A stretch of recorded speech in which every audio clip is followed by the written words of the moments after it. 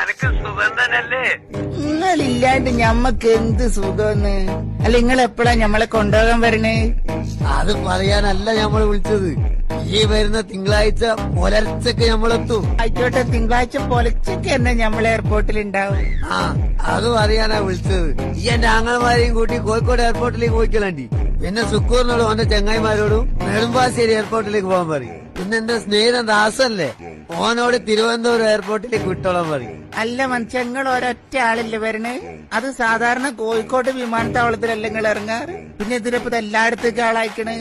എന്റെ സൂറാവി, ഈ പേപ്പറൊന്നും വായിക്കാറില്ലേ? നമ്മൾ എയർ ഇന്ത്യന്റെ വിമാനത്തിലാണ് വരുന്നത്. അതെവിടാണ് ഇറങ്ങാന്ന് പരച്ചോനും കൂടി അറിയാൻ പറ്റൂല.